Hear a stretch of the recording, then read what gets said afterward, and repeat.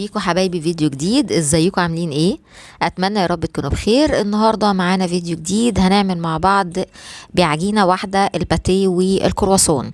هنعرف مع بعض عملنا الباتيه ازاي. الباتيه عندنا بحشوه الجبنه والكرواسون بالشوكولاته.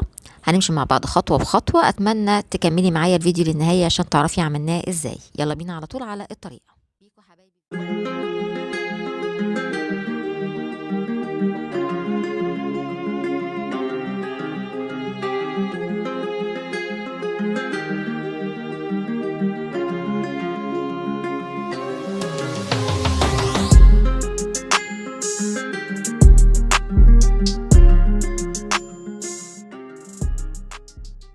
يبقى عندي اول حاجه 3 كوبايات من الدقيق، هنزل عليهم على طول برشه ملح، وعندي كمان الفانيليا. عندي بيضه هحط بس البياض وهسيب الصفار. عندي كمان معلقه من الخل علشان بيقوم بدور المحسن. هبدا اقلب المكونات دي مع بعضها كويس. بعد كده عندي 3 معالق كبار من الزيت. تقدري تستبدلي الزيت بزبدة او بسمنة زي ما انتي تحبي.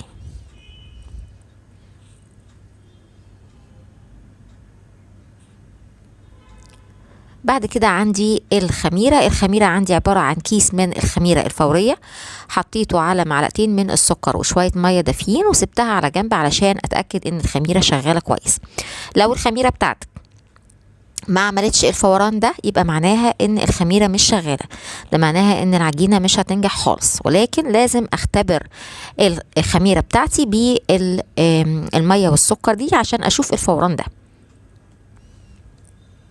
اذا حصل الفوران ده معناه ان الخميره شغاله كويس، وبالتالي العجينه بتاعتي هتبقى ناجحه. هبدأ بقى كده بإيديا أغلف الدقيق كله بالزيت وبالحاجات اللي احنا عملناها كلها. بعد كده عندي كوباية من الزبادي، هنزل بيه الزبادي على الدقيق. برضو هبدأ أعجن تاني. في دقيق ما بيحتاجش سوائل، يعني ممكن ان الدقيق بتاعك يكتفي بس بيه كوباية الزبادي ويلم معاكي، ولكن أنا حسيت ان هو محتاج شوية من السوائل، فعندي هنا كنت حاطه شويه لبن على جنب. يعني مش هحط كتير، مجرد بس ان انا حاجه بسيطه خالص اهو بقي كده بس يلملي بيها بس العجينه بتاعتي. يعني لما بتيجي تعجني بتنزلي بالسوائل تدريجي شويه بشويه، ما ينفعش تنزلي بيها كلها مره واحده، بتحطي شويه وتعجني. خلاص بعد كده نزلتها على الرخامه، وهبدا ان انا بايديا بقى اعجن فيها لحد ما العجينه بتاعتي تلم خالص، احس انها بقت طريه، ملمسها بقى ناعم، وفي نفس الوقت ايديا نظيفه. ده معناه ان خلاص العجينه كده لمت معايا كويس. هبدا بقى ان انا احطها في البوله واحط شويه من الزيت علشان خاطر بس الوش بتاعها ما ينشفش. طبعا احنا دلوقتي الجو بدأ يبرد، فبالتالي هتحتاج تاخد وقت شوية على بال ما تبدأ تتخمر. فهغطيها وهسيبها تتخمر معايا لحد ما حوالي ساعة أو ساعة ونص. هنا ده الصفار غطيته بيه البلاستيك وهسيبه برضو علشان في الآخر هندهن بيه الوش. ادي العجينة بعد ما اتخمرت، شايفين تضاعفت، حجمها تضاعف بالشكل دوت. هحط بقى رشة من الدقيق،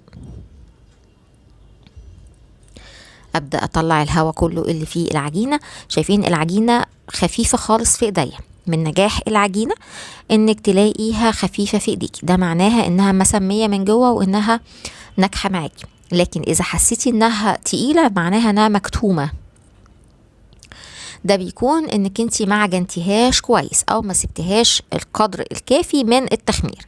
يعني الحاجات اللي بتخلي العجينه تبقى مكتومه معاكي انها ما اتخمرتش كويس، او كانت الخميره مش مظبوطه، او انها ما اتعجنتش كويس. ببدا بقى ان انا افرد العجينه بتاعتي على شكل مستطيل. خلاص بالشكل دوت. عندي بقى الزبدة عندي مش سايحة، الزبدة بدرجة حرارة المطبخ. يعني سبتها شوية، طلعتها من التلاجة وسبتها شوية لحد ما بقت بالشكل ده عشان تبقى سهلة انها تتفرد معايا على العجينة. ببدأ بقى بالفرشة كده وادهن الزبدة في كل حتة لحد ما خلاص غلفت كل العجينة عندي بيه الزبدة، وهبدأ ان انا اقفلها من الجوانب. وبعد ما بقفلها برضو بحط الزبدة تاني، يعني كل ما بقفل قفلة بحط زبدة، ارجع اقفل تاني. انا عايزة اخليها على شكل مربع، فبرضو قفلتها وحطيت شوية من الزبدة. خلاص خدت بقى الطرف التاني وحطيته على الاولاني. هدخلها التلاجة هترتاح بس ربع ساعة وبعد كده هطلعها. خلاص اهي شايفين تضاعفت برضو وعليت تاني معايا. هرجع اخد العجينة تاني، هحط شوية من الدقيق على الرخامة وحبة برضو من الدقيق على وش العجينة، وهبدأ افرد تاني. يعني الخطوة دي او الطريقة دي انا عملتها مرتين اتنين. طبعا كل مرة بتعمليها دي بتدي توريقات للكرواسون او الباتيه بتاعك. خلاص انا فردتها بالشكل ده. هرجع احط تاني الزبدة. احنا كنا عملنا الكرواسون مع بعض قبل كده في القناة، ولكن كان مختلف تماما الطريقة بتاعته. كانت الطريقة بتاعته اللي هو الكرواسون السريع كان اسهل من ده شوية، ولكن اذا حابة دي او دي الطريقتين حلوين جدا. تقدري ترجعي لي الفيديو بتاع الكرواسون اللي احنا عملناه قبل كده وتشوفي الطريقة التانية. خلاص قفلتها برضو نفس الشكل، وهدخلها التلاجة تاني ترتاح برضو لمدة ربع ساعة او نص ساعة. خلاص بعد ما طلعت من التلاجة نرجع نحط تاني شوية من الدقيق. هحط كمان على الوش شوية دقيق وهبدأ ان انا افرد. شايفين بقى بتحسي كده ان في فراغات موجودة كده، يعني حتت منتفخة كده، ده معناها ان العجينة مسمية من جوه جدا. طيب انا كان ممكن اقسم العجينه لنصين واشتغل في كل نص لوحده، الباتيه لوحده والكرواسون لوحده، ولكن انا حبيت اعمل بيه العجينه الواحده اعملها بالكرواسون والباتيه. فقسمت العجينه لنصين، وهبدا ان انا اقسم ل نصين كده للكرواسون، والباتيه عندي شرايح كل واحده صابعين مثلا. يعني ما تكبريش في حجم الباتيه لانه بعد كده لما بيتخمر بيكبر، فاحنا مش عايزين حجمه يزيد عن اللزوم. كمان الكرواسون قسمته لأربع أجزاء اهو، وكل جزء بقسمه لاتنين. برضو لو عايزة تصغري شوية في حجم الكرواسون تقدري تعمليها على 3، يعني تقسمي المربع على 3. طيب عندي بعد كده بقى هجيب الحشوة اللي موجودة عندي. الحشوة اللي عندي ايه؟ حطيت جبنة على جبنة رومي على لانشون، وعندي كمان شوية من البقدونس. عايزه تحطي زيتون، عايزه تحطي جبنه موتزاريلا، زي ما انت عايزه الحشوه اللي متوفره عندك وتحبيها. حطيت في كل واحده كده من الطرف قطعه من الجزء من الحشوه. تقدري انك انت تغيري في الحشوه دي وتستبدليها بشوكولاته او تخليها حلوه، ما فيش مشكله. تقدري تعملي الباتيه حلو، مش لازم يكون حادق. وبعدين ببدا ان انا الف الباتيه بتاعي بالشكل ده.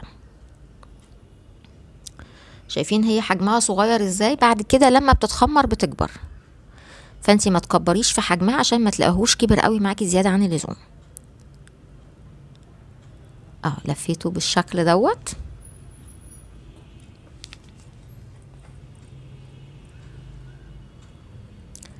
طيب هجيب عندي بقى صاج. الصاج ده حط عليه ورق الزبده ودهناه بشويه زيت، وهبدا ان انا ارص عندي الباتيه. اهم حاجه وانتي بتحطي الباتيه بتحطي الطرف اللي احنا قفلنا عليه لتحت عشان ما يفتحش منك في الفرن. تعالوا نشوف بقى الكرواسون. جبت عندي المثلث اهو، بفتح فتحه من النص وببدا ان انا احط حشوه الجبنه وابرمها على طول. جيب واحده اهي. ايه لازمه الفتحه اللي في النص دي؟ انها بتوسع لك في الكرواسون، يعني بيديكي بقى اللي هي الجوانب اللي في الجنب دي. نفتح كده مع بعض تاني. بحط الشوكولاته برضو نفس الحكايه. الكرواسون تقدري تعمليه بالجبنه، يعني مش لازم برضو يكون بالشوكولاته. الحشوه اللي تعجبك اعمليها. خلاص انا خلصت كله، حطيته في الصاج اهوت، وهسيبه يتخمر كمان لمده ساعه. بغطي عليه طبعا علشان خاطر ما فيش حاجه بس تقف عليه لحد ما الساعه تخلص. وبعد ما يتخمر شايفين حجمه بقى بالشكل دوت. هجيب عندي بقى صفار البيضه، هحط على كل واحده كده صفار البيضه عندي. انا بقولك ان الفتحه شايفه لتحت، عشان الفرن ما يفتحهاش معاكي. طبعا في الوقت ده انا مشغله الفرن، يعني لازم الفرن يكون عندي سخن، ما ينفعش ادخل المعجنات خالص والفرن بارد. ليه؟ لان الفرن بياخد وقت على بال ما بيسخن، فلو دخلتي العجينه بتاعتك او المعجنات على فرن بارد، على بال ما بيبدا الفرن يسخن فبتبدا التخمير بتاع المعجنات بيروح منه. فلازم يكون سخن على درجة حرارة 200. حطيت هنا عندي حبة البركة ودهنت الكرواسون بس بالبيضة. ادي شكله بعد ما طلع، هو قعد حوالي 20 دقيقة لحد ما حسيت ان الوش بدأ يحمر. شغلت الشواية. شايفين شكل ادي الباتيه وادي الكرواسون عندي. تعالوا نشوف كده، شايفين هش خالص ازاي، من تحت كمان مستوي كويس. نفتح مع بعض كده ونشوف من جوه التوريقات بتاعته. ادي حشوة الجبنة. تعالوا كمان نشوف الكرواسون مع بعض قد ايه هو خفيف خالص وهش معايا. نفتح كده ونشوف برضو ادي الشوكولاتة وادي التوريقات بتاعته اللي جوه. يعني وصفة سهلة جدا وبسيطة. اتمنى ان الفيديو يعجبكم، اتمنى انك تجربيها، ولو ليكي اي اسئلة او تعليق اكتبيها لي على قناة نانا تشانل، واشوفكم في فيديوهات تانية ان شاء الله على خير.